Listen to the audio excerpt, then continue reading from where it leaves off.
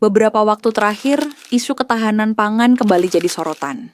Tapi, tahukah kamu kalau produksi dan stok beras Indonesia di tahun 2025 mencetak rekor tertinggi sepanjang sejarah?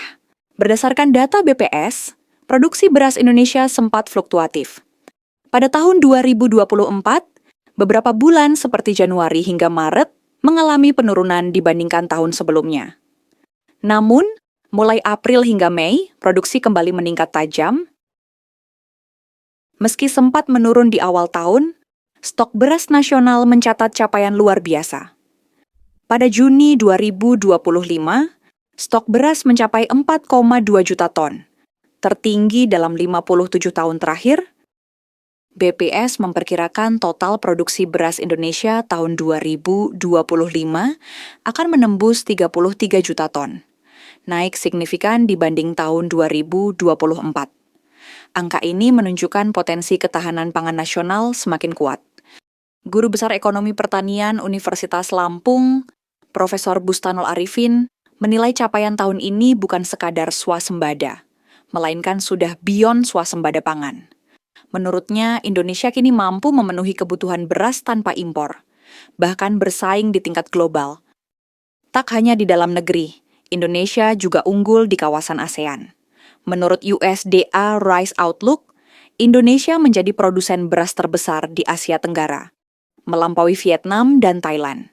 Untuk menjaga stabilitas sektor pertanian, Presiden Prabowo Subianto menetapkan kebijakan bersejarah, menurunkan harga pupuk bersubsidi hingga 20%. Langkah ini dilakukan tanpa menambah anggaran APBN, melainkan lewat efisiensi industri dan perbaikan distribusi pupuk nasional. Bahkan di tingkat global, Indonesia menempati posisi kedua setelah Brazil dengan pertumbuhan 4,5%. Capaian ini menunjukkan kerja keras petani dan pemerintah dalam menjaga ketahanan pangan nasional. Meski capaian ini membanggakan, tantangan masih ada. Pemerintah perlu memperkuat distribusi, menjaga harga tetap stabil, dan meningkatkan kesejahteraan petani. Selain itu, inovasi seperti pertanian presisi dan diversifikasi pangan lokal harus terus dikembangkan. Ketahanan pangan sejati bukan hanya soal beras, tapi soal kemandirian seluruh masyarakat dalam mengelola sumber pangan.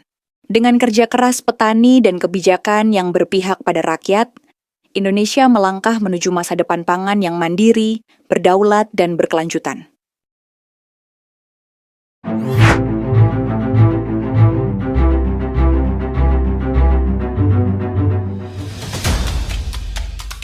Sabtu 18 Oktober 2025, Menteri Pertanian Andi Amran Sulaiman hadir dalam Simposium Gerakan Ekonomi Rakyat sebagai narasumber yang digelar oleh GP Ansor di Bandung, Jawa Barat.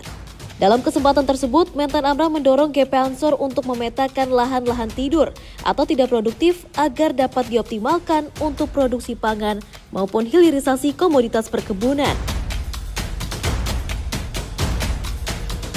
Senin 20 Oktober 2025, Menteri Pertanian Andi Amran Sulaiman gelar rapat koordinasi pengendalian harga beras di kantor Kementerian Pertanian Jakarta untuk pastikan stok beras nasional dalam keadaan aman dengan harga yang stabil. Agenda rapat tersebut turut dihadiri oleh Menteri Dalam Negeri, Menteri Perdagangan, Kepala Kepolisian Republik Indonesia, dan Wakil Menteri Pertanian yang menjadi bukti kolaborasi lintas lembaga dan kementerian, yakni sebagai kekuatan untuk mengakselerasi asta cita negara. Selanjutnya, Selasa 21 Oktober 2025, Menteri Pertanian Andi Amran Sulaiman menghadiri agenda rapat yang diselenggarakan oleh Kementerian Koordinator Bidang Pangan Republik Indonesia dalam rangka 1 tahun pemerintahan Presiden Prabowo Subianto dan Wakil Presiden Gibran Rakabuming Raka. Menteri Koordinator Bidang Pangan Republik Indonesia Zulkifli Hasan memberikan pujian kepada Mentan Amran dan seluruh jajaran Kementerian Pertanian yang mana memberikan keberhasilan sektor pertanian sebagai fondasi utama kemandirian dan kedaulatan pangan nasional.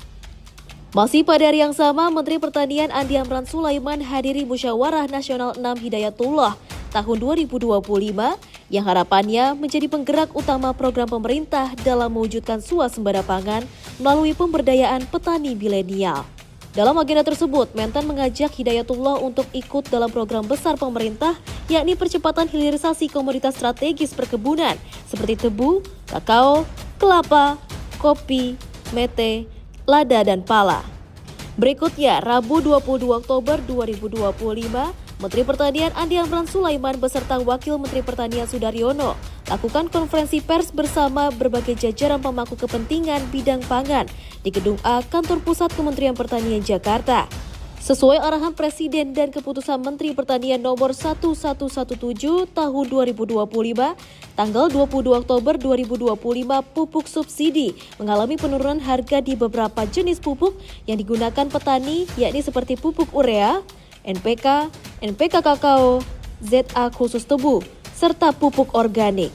Masih hari yang sama, Menteri Pertanian Andi Amran Sulaiman menerima kedatangan tamu kepresidenan, yakni Presiden Brasil Luiz Inácio Lula da Silva di Indonesia, tepatnya di Landasan Udara Halim Perdana Kusuma, Jakarta.